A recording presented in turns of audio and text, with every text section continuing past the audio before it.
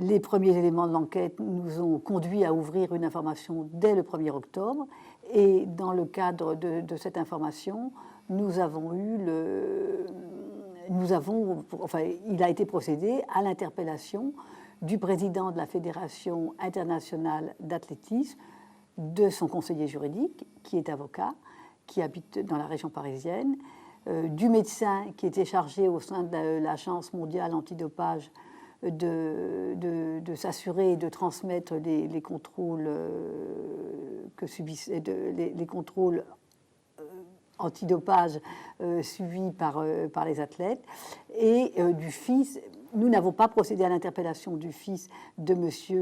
Diack, puisqu'il devait venir à Paris, il n'est pas venu, mais il est également impliqué dans cette affaire. Pour le moment, nous avons 4 personnes qui sont impliquées dans ce système de corruption.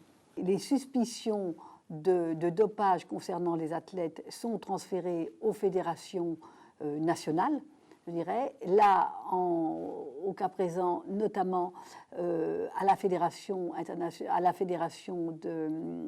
d'athlétisme de Russie.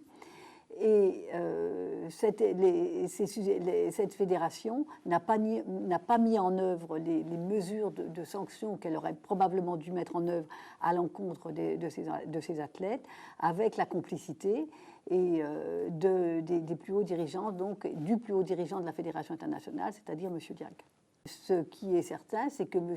Cissé, le conseiller juridique de M. Diack, s'est rendu, lui,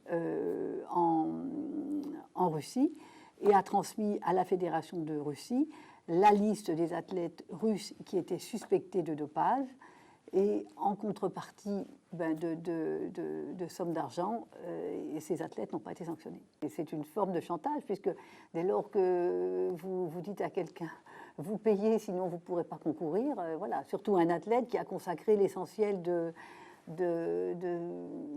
son temps à s'entraîner et à courir pour des compétitions extrêmement importantes, que ce soit les championnats du monde ou les Jeux olympiques.